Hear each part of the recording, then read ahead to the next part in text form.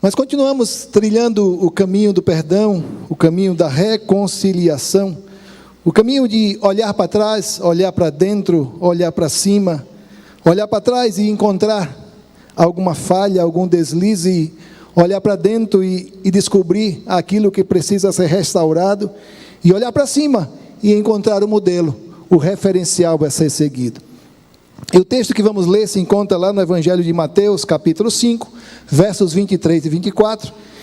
E essa exortação de Jesus, ela está inserida no maior sermão pregado por Jesus, que vai do capítulo 5 até o capítulo 7, o chamado Sermão do Monte ou Sermão da Montanha. E eu preciso confessar que o texto ele não se resume apenas a essa exortação de Jesus, versos 23 e 24. Ele começa bem antes, na verdade, no versículo 19.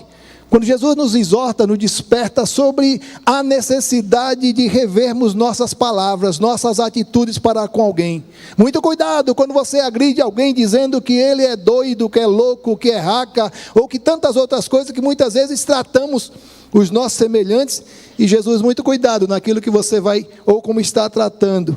E os últimos versos desse trecho, desse ensinamento de Jesus, Jesus nos alerta a tomarmos a iniciativa de reatarmos a relação, retomarmos a relação e refazermos a relação e corrigir os erros e falhas e procurar a relação saudável com o nosso irmão. Vamos nos prender apenas nos versículos 23 e 24 do capítulo 5.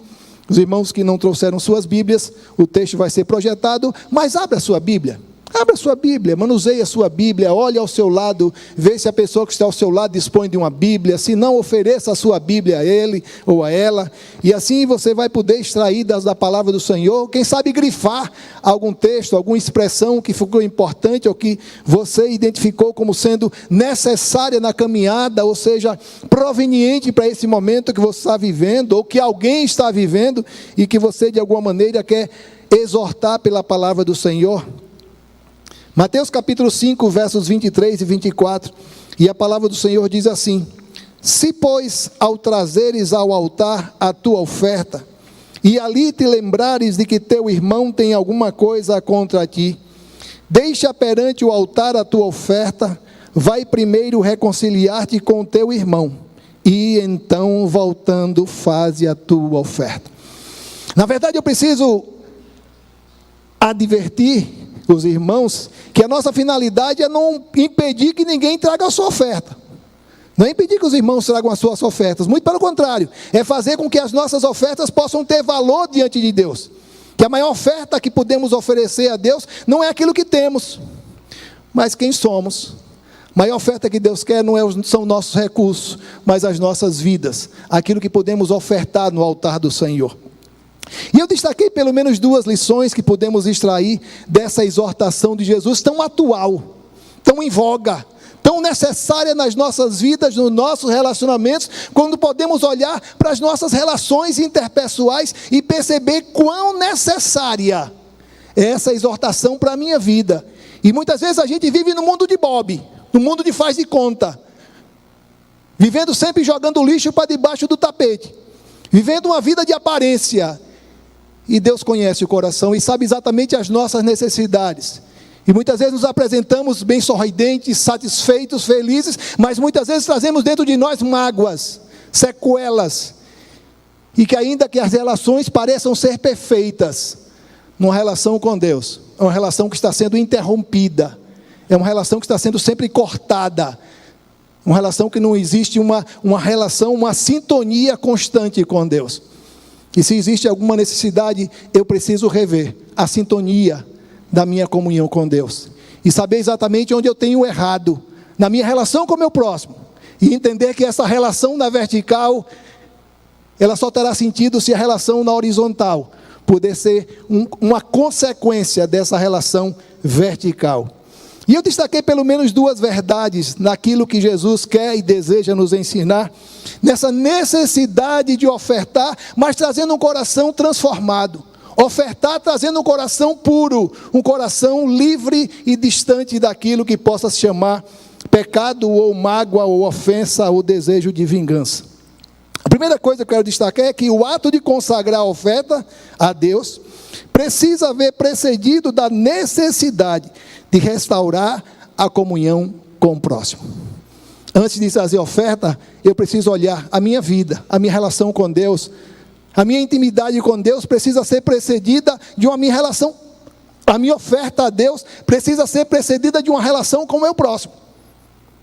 Porque é muito mais fácil. E eu tenho visto muitos testemunhos, não da nossa comunidade, mas de algumas comunidades neopentecostais, testemunhos de pessoas que se dizem transformadas. E é como se fosse um testemunho engessado.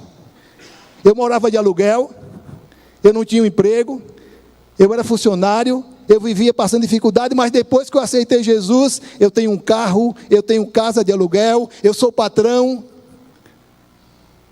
Não é essa transformação que Jesus quer e deseja operar no ser humano. É uma operação interior, naquilo quem somos, da maneira como nos relacionamos com Ele e com o próximo. E o texto que lemos, no início, eu quero destacar a primeira parte apenas. Quando ele diz assim: se pois ao trazeres a oferta, ao altar a tua oferta, e ali te lembrares de que teu irmão tem alguma coisa contigo, contra ti. Sabe, irmãos, o ofertar é sagrado. O consagrar ao Senhor os nossos dízimos e as ofertas é compromisso sincero que deve produzir naturalmente o desejo de ofertar a Deus o melhor. Desde o Velho Testamento, que a gente consegue perceber esse desejo de ofertar um animalzinho sem mancha, sem mácula, sem defeito, e oferecer e aquele cheiro chegar a Deus como cheiro suave. E a gente começa a perceber que o tempo passou, e lá está Jesus com o chicote, derrubando as barracas dos cambistas, porque os judeus vinham de longe e queriam ofertar e não podiam trazer seus animaizinhos, e ali no templo já encontravam um animal que não era sem mancha, sem mácula e sem defeito, mas eles precisavam ofertar e podiam ofertar de qualquer jeito. Jesus percebeu que estava muito distante daquilo que era o desejo de Deus para conosco, para com o povo. Ofertar qualquer coisa. Sabe, irmãos, eu sou do tempo. Sou eu e minha irmã tem 2 anos mais nova que eu, é 2 anos mais nova que eu, e eu sou do tempo que quando minha irmã comprava uma roupa, quando minha mãe comprava uma roupa, o primeiro lugar, Claudio, onde era? Na igreja, não é? De um aniversário? Não, primeiro na igreja, depois da igreja, aí você usa no aniversário, no piquenique, para festinha, mas no primeiro lugar que você vai usar, coisa simples, tão simples, mas que mostra a nossa devoção, o nosso compromisso em ofertar a Deus o melhor. Já disse aos irmãos que aprendi muito com minha mãe, muita coisa eu aprendi com minha mãe, e muito do que eu sou eu devo a eles. Exemplo, vida, testemunho, uma vida pautada pela obediência a Deus. E como era bom poder ser exortado pela minha mãe, quando pequeno, adolescente, não entendia exatamente esse prazer de ofertar a Deus o melhor, e minha mãe, quando recebia a aposentadoria, separava as melhores notas, que não estava rasgada, que não estava riscada, que não estava amassada, e eu, sem saber do seu compromisso com Deus, perguntava: mãe, mas vai juntar com a do irmão que está amassada, riscada, dobrada? E ela dizia: filho, olha, o que o irmão vai dar não me importa, o importante é que eu possa dar a Deus o melhor. E quantas vezes nós temos imaginado que Deus não cobra, Deus não exige, Deus não pune, Deus não corta ponto, e eu posso faltar ou chegar atrasado, ou de alguma maneira nem me justificar, porque Deus não é um Deus vingador, que vai olhar para as minhas falhas, diferente do meu patrão, diferente do meu supervisor, que está sempre pronto a identificar as minhas falhas e as minhas faltas. E eu identifiquei pelo menos 2 verdades naquilo que Jesus quer e deseja nos ensinar, nessa necessidade de que antes de trazer a oferta, olhar para dentro de mim, numa introspecção, identificar se existe alguma relação rompida com o meu próximo. Não posso aparentemente trazer a minha oferta com relação rompida, uma relação doentia, numa relação interpessoal. Ainda que esteja certo da minha posição e condição, não posso estar em paz com Deus, enquanto alguém, por minha causa, está fora da comunhão. Precisamos ter muito cuidado, irmãos. Precisamos ter muito cuidado, para que a minha régua de conduta, régua onde eu posso medir as minhas vidas, os meus valores, começam a nortear a minha relação com o próximo. Eu começo a fazer uma relação daquilo que eu gosto e daquilo que eu não gosto. E quando foge daquilo que eu identifico como sendo o meu prazer, foge totalmente da minha relação, da minha intimidade, daquilo que é prazeroso na relação interpessoal. Precisamos ter muito cuidado, porque ainda que os homens não conheçam o nosso coração, Deus sabe exatamente tudo aquilo que trazemos, como mazelas acumuladas, guardadas, com muito cuidado lá naquele quarto onde a gente guarda a bagunça da casa. E muitas vezes quando abre aquela porta, toda a bagunça, as caixas e muita coisa que foi guardada, pensando que um dia ia usar, está lá acumulando, ocupando espaço, e nunca foi usado.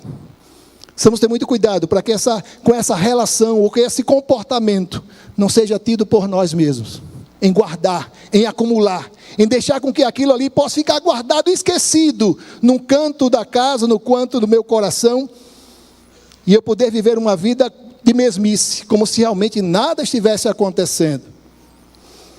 Encontro essa experiência na vida de um homem chamado Jó. A Bíblia diz no capítulo 1, que Jó era um homem íntegro, reto e se desviava do mal. E todos nós conhecemos a saga de Jó, a história de Jó.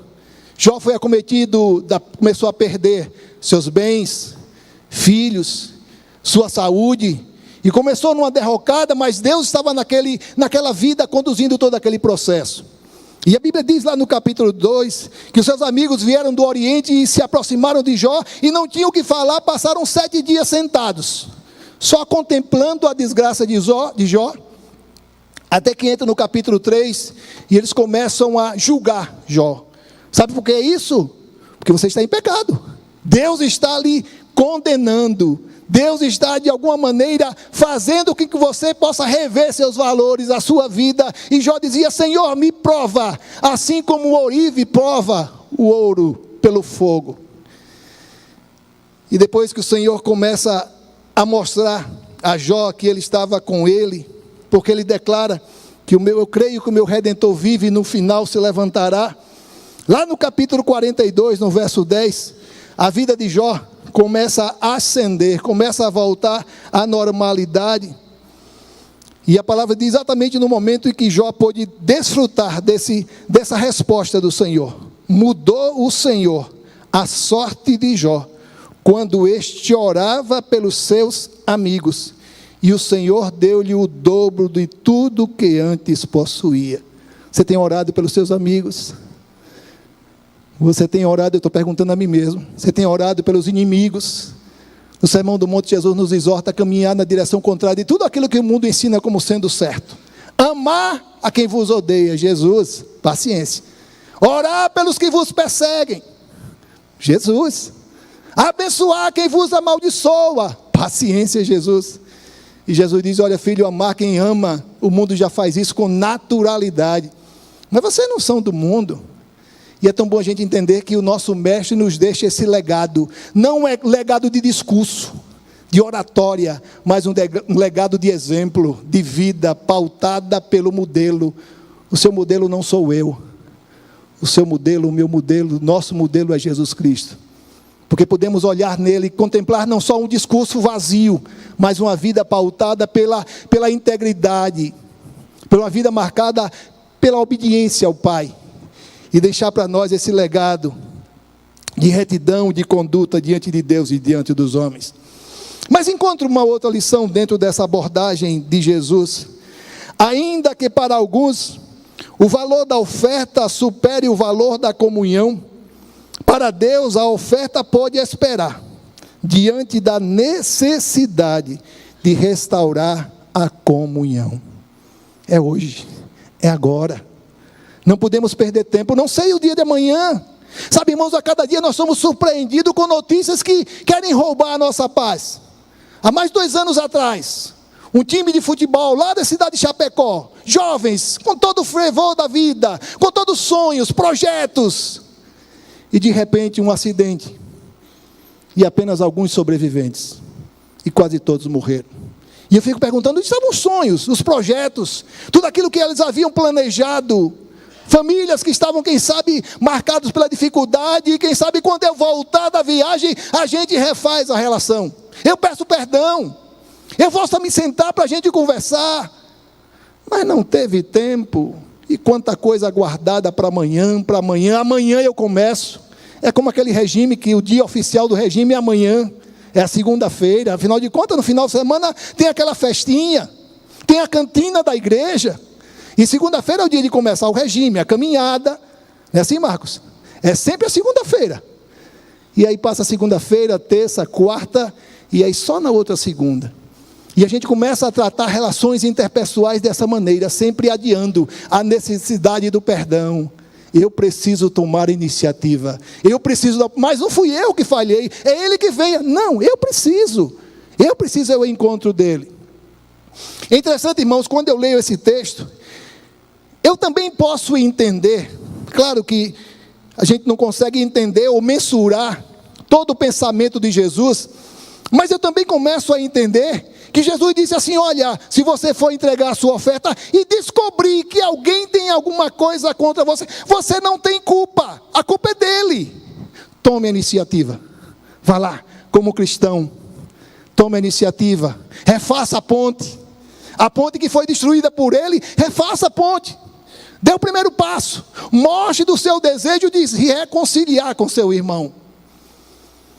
E é exatamente isso que Jesus nos convida, irmãos, a um cristianismo que nos impulsione, que nos leve, que nos motive a ir ao encontro da necessidade do outro que não conhece Jesus, da outro que não tem essa relação de intimidade com Deus. Eu não posso esperar dessa pessoa, desse indivíduo, uma atitude de perdão, de renúncia, de rever seus valores, mas eu sim, você que um dia conheceu a Cristo, nós temos essa obrigação. Eu não gosto de falar de obrigação, porque a obrigação passa a ser algo imposto. Com a obrigação passa a ser algo contra a minha vontade. Mas aquilo que nos impulsiona ao encontro do outro e restaurar a comunhão. Enquanto isso, Davi, no capítulo 51, no processo de restauração, o pastor Antenor falou com muita propriedade hoje dessa relação de Davi com Deus, enquanto ele cobriu o seu pecado, enquanto ele cobriu tudo aquilo que ele havia feito contra Deus, acima de tudo, quanto a Urias, o seu chefe do exército, e até que o profeta Natã vai a ele e revela tudo aquilo que ele havia feito, e ele se dá por envergonhado, e ele se declara no capítulo 11, no verso 16 e 17, pois não te comprases em sacrifícios, do contrário, eu te daria, e não te agrada de holocaustos, sacrifícios agradáveis a Deus, são o espírito quebrantado, coração compungido e contrito, não o desprezarás, ó Deus. Essa é a oferta que o Senhor quer, essa é a oferta que o Senhor quer de mim, quer de você, um coração contrito, dizendo: Senhor, olha, eu não tenho nada para ofertar, mas estou aqui diante de Ti para ofertar a minha vida, que é muito mais valiosa de qualquer bem que eu possa ofertar.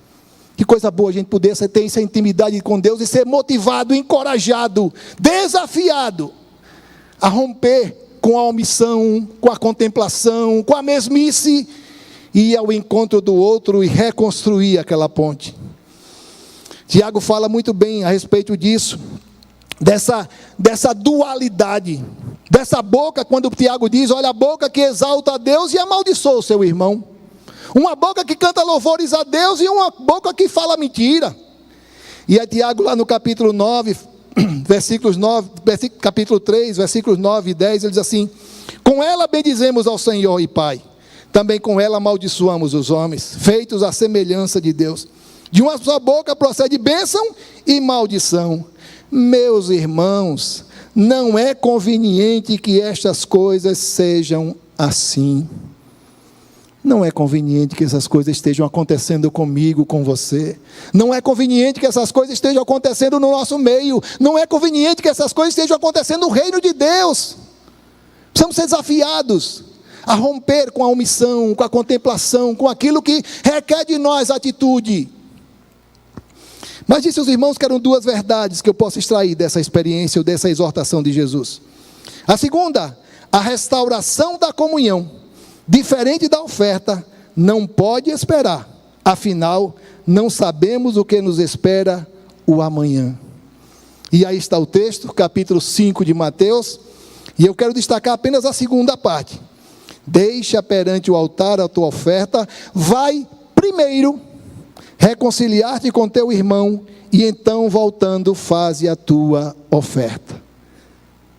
Deixa a tua oferta, sei do seu desejo em ofertar, eu sei do seu desejo em consagrar ao Senhor, mas vá primeiro reconciliar-se com seu irmão. Deixa a tua oferta aqui. E alguns comentaristas bíblicos, eu estava lendo um comentarista chamado William Barclay, e ele falava que aquele que chegava ao templo para adorar, passava por alguns pátios, e chegava no pátio do sacerdote, onde ninguém podia entrar, a não ser o sacerdote, e ali ficava esperando que o sumo sacerdote viesse, para que ele pudesse professar o seu pecado e entregar a sua oferta. E aquele comentarista bíblico começa a visualizar aquele homem chegando diante do sumo sacerdote, para entregar a sua oferta e confessar o seu pecado, e lembra que alguma coisa não está bem na sua relação com o seu próximo. E quem sabe diz ao sumo sacerdote: espera um pouquinho aí. O que é que foi? Espera um pouquinho aí, eu vou aqui. E vai. Mas uma coisa eu preciso deixar claro: que essa relação é uma relação de ida e volta. Em nenhum momento Jesus exorta aquele homem para trazer consigo aquele que ele tinha ofendido. E muitas vezes as pessoas perguntam a mim: pastor, quando eu peço perdão a alguém, o outro precisa me perdoar para que eu possa estar em paz com Deus? E eu apresento essa passagem. Aquele homem vai se reconciliar com seu irmão, e em nenhum momento Jesus diz: traga ele consigo, traga ele com você, contigo, venha juntos. Não, ele veio sozinho. Por isso o perdão que eu pronuncio, que eu apresento, que eu exponho diante do meu irmão, se ele me perdoar, amém. Se ele não perdoar, é entre ele e Deus, desde que seja algo sincero no meu coração. Precisa ser entendido assim, que muitas vezes as pessoas ficam na reserva, esperando que ele venha me pedir perdão. E alguém diz assim: quem perdoa é... Como é que as pessoas dizem? Só quem pode perdoar é Deus. Eu não posso perdoar. E muitas vezes se exclui, se omite de perdoar. Pode. Eu posso produzir, eu posso declarar o meu perdão, perdão sincero, perdão no meu coração.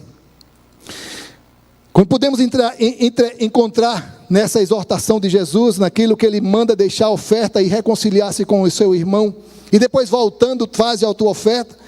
Jesus ensina que o nosso culto a Deus perde todo o seu valor se são erradas as nossas atitudes para com os nossos semelhantes. Um culto apenas na horizontal, mas nenhuma relação na vertical. Um culto apenas no ofertar, mas nunca no consagrar aquilo que eu sou, aquilo que eu tenho de mais precioso, que é a minha vida. Quem diz isso é João, lá na primeira carta, no capítulo 4, no verso 20. Ele fala de algo que é muito pesado, algo que é muito custoso, diante da nossa relação com Deus, na nossa declaração de amor, de dependência de Deus. E ele diz assim: se alguém disser, eu amo a Deus, e odiar seu irmão, é mentiroso. Pois aquele que não ama seu irmão, a quem vê, não pode amar a Deus, a quem não vê. Quem está dizendo isso é o apóstolo João. Como é que eu posso dizer que amo a Deus e odeio meu irmão? Como é que eu posso dizer que amo a Deus e a minha relação interpessoal na horizontal tem sido rompida, ou cortada, ou interrompida? Mas encontro uma outra exortação dentro daquilo que foi a abordagem de Jesus. Enquanto a relação para com o irmão não for solucionada, a oração, leitura da Bíblia e todo culto serão irrelevantes para com Deus. Enquanto não resolver aqui, quem diz isso com muita propriedade, maridos, lá na primeira carta de Pedro, capítulo 3, versículo 7, Pedro fala da relação entre homens e mulheres. Ele começa falando para as mulheres: mulheres, sejam sábias, que vocês possam ganhar seus maridos sem palavras, para que possam ver só a maneira correta de vocês se comportarem. E aí, a partir do versículo 5, ele começa: vós, maridos, no versículo 7, também tratem a mulher com a parte mais frágil da relação. Cuidado, porque nessa relação saudável com as suas esposas, vocês podem ter as suas orações interrompidas. O canal aqui vai estar desligado se a relação ali estiver rompida. O canal aqui na vertical vai estar sendo cortado por falta de uma relação conjugal. E é interessante como Jesus nos exorta, nos convida a reatar, a refazer a relação com o propósito de reatar a nossa relação com Ele, no desejo de sempre tê-lo, numa comunhão de intimidade com Ele. Encontrei o profeta Oséias, e eu encontrei uma versão. A gente precisa ter muito cuidado com a quantidade de versões de Bíblia que nós temos, né? Nova Versão Internacional, Revista Atualizada, Corrigida, Bíblia Viva e tantas outras. Encontrei aqui a Nova Versão Transformadora. E ele diz assim no profeta Oséias capítulo 6, verso 6: quero que demonstrem amor, e não que ofereçam sacrifícios. Quero que me conheçam mais do que desejo holocaustos. É um convite à comunhão, um convite a uma relação saudável com Deus, um convite a romper com a nossa mesmice e buscar uma intimidade com Deus. E aí lá no versículo 25, da mesma exortação de Jesus, naquilo que disse com relação ao tempo, não sei o tempo de amanhã, você não sabe o tempo de amanhã, se teremos tempo amanhã de refazer o nosso caminho. E Jesus diz lá no versículo 25, entra em acordo sem demora com teu adversário, enquanto estás com ele a caminho, para que o adversário não te entregue ao juiz, o juiz ao oficial da justiça, e estejas recolhido à prisão. Faça isso hoje, não deixe com que a coisa tome proporções maiores, que a situação possa se tornar insolúvel, quando a situação se tornar que eu não posso mais resolver com um perdão apenas. Quem sabe eu tenho que pagar uma indenização, pagar alguma coisa por danos morais. E Jesus nos exorta a fazer isso agora, para que a nossa relação com o Pai também seja restaurada ou restabelecida. E eu identifiquei aqui um estudo de caso. Um estudo de caso do apóstolo Paulo. Lá no capítulo 13 de Atos, versículos 4 e 5, lá na igreja em Antioquia, Paulo e Bernabé vinham de Jerusalém, trouxeram com ele um jovem chamado João, com o sobrenome Marcos. E lá no capítulo 3 e 4, versículos 3 e 4 do capítulo 13, a igreja em Antioquia envia Paulo e Silas para anunciar o evangelho. E diz assim a palavra: enviados, pois, pelo Espírito Santo, desceram a Seleucia e dali navegaram para Chipre. Chegados a Salamina, anunciavam a palavra de Deus nas sinagogas judaicas. Tinham também João como auxiliar. João Marcos, como auxiliar. Alguém que foi para auxiliar, alguém que para estar junto, alguém que pudesse servir, para até para aprender, para ensinar aquele menino que estava chegando agora à igreja. Aí lá no capítulo 13, depois de percorrer todas aquelas províncias, e navegando de Pafos, Paulo e seus companheiros, Barnabé e João Marcos, dirigiram-se a Perge da Panfilha. João, porém, apartando-se dele, voltou para Jerusalém. Frustrou toda a expectativa de Paulo e Barnabé. Quem sabe saudade de casa, insegurança, medo, dúvida. A Bíblia não entra em detalhe, mas João Marcos pediu para voltar. Olha, estou com saudade dos meus familiares, vou voltar para Jerusalém, e deixou só Paulo e Barnabé. E aí nós vamos lá para o capítulo 15. Paulo e Barnabé continuaram a viagem. E ali no capítulo 15, Barnabé convida Paulo para refazer a viagem, para repassar pelas cidades, pelas províncias, aonde eles haviam passado, deixado o evangelho pregado, a semente do evangelho plantada. E a palavra do Senhor diz assim: alguns dias depois, disse Paulo a Barnabé: voltemos agora para visitar os irmãos por todas as cidades nas quais anunciamos a palavra do Senhor, para ver como passam. E Barnabé queria levar também a João, chamado Marcos, mas Paulo não achava justo levarem aquele que se afastara desde a Panfilha, não os acompanhando no trabalho. Houve entre eles tal desavença que vieram a separar-se. Então Barnabé, levando consigo a Marcos, navegou para Chipre, mas Paulo, tendo escolhido a Silas, partiu encomendado pelos irmãos à graça do Senhor. Quando a gente olha ou lê uma passagem como essa, a gente, quem sabe, começa a imaginar do rancor que guardou Paulo. Paulo não esqueceu. Que coisa! Aí guardou o remorso, uma revolta no seu coração. Só foi Barnabé falar que ia levar o João Marcos, ou quem sabe sugeriu. Não, esse aí não. Esse aí já deixou a gente na mão lá atrás. Mas eu não consigo contemplar assim, com essa raiva, com esse rancor, com essa vingança, mas alguém que foi marcado, ainda que tivesse sido perdoado, mas evitou aquela companhia, porque quem sabe não queria ser frustrado novamente. Irmãos, o perdão que o Senhor nos dá, é um perdão que nos corrige, que nos leva à correção, que nos leva a rever os nossos valores. Deus não dá perdão de graça, um perdão que não exija de nós renúncia, reconhecimento do erro. Deus não perdoa ninguém que não reconheça a falha. Precisamos confessar diante do Senhor as nossas falhas, os nossos pecados, para que Ele venha nos perdoar. Um perdão que eu peço perdão hoje e amanhã já cometo a mesma coisa, não é um perdão que Deus vai dar, ainda que seja graça. Quando eu olho para Paulo, percebo que Paulo teve umas reservas quanto a isso. Naquele momento não seria interessante que João Marcos pudesse ir.